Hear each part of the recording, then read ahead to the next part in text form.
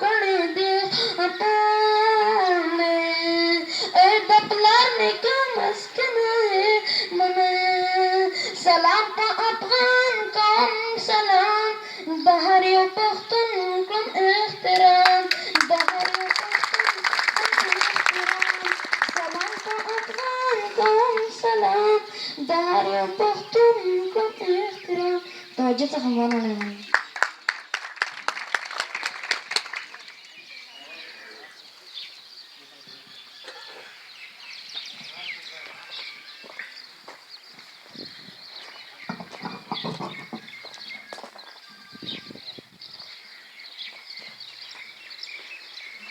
د جهادي رحمان د ښایسته ترنم څخه یو نړۍ مننه کوم.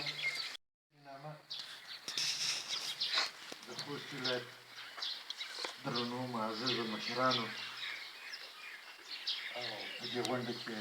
راغلو عزیزانو تر هر څه لومړی سلام او نیکي وړاندې کوم. زه به خبرې ډېرې لنډې دا لنډې خبرې به مې هم څه پیغام د ځان سره لري. لومړۍ خبره دا کوم چې ډېر خوشحاله یم چې په یوه داسې تاریخي کلا کې داسې مراسم نیول شوي دي چې هغه زموږ د ویاړونو د بیا احیا او بیا ژوندي کولو دپاره یو تمثیل دی او دا تمثیل زموږ روحیه لوړوي او موږ ته د وطن پرستۍ او وطن دوستۍ درس راکوي. دویمه خبره د افغانستان د جلالتمآب جمهور رئیس روحیه او غوښتنه دا ده چې زموږ ملي افتخارات وساتل شي او افغانستان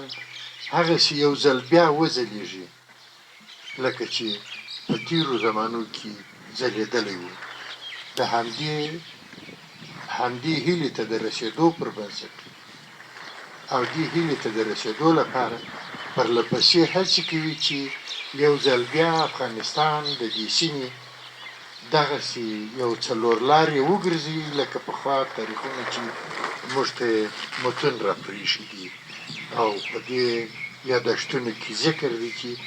افغانستان د نړۍ یو داسې څلورلارې وه چې مدنیتونه یې په خپل د نورو سیمو څخه جذبول او په افغاني بڼه به یې بیرته نورو او ګاونډیو سیمو ته لېږل. دا هیله د جلالتمآب جمهور رئیس ده او هیله مو ده چې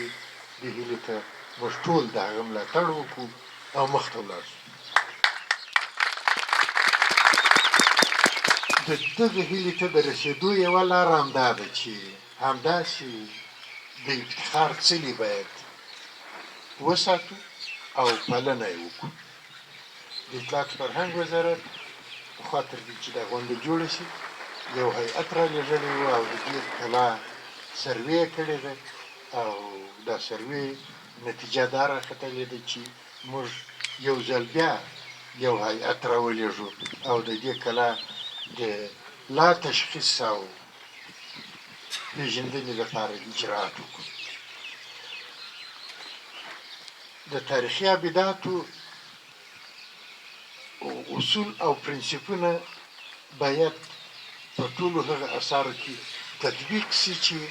موږ یې د پاللو او د بیا جوړولو لپاره اقدامات کوو.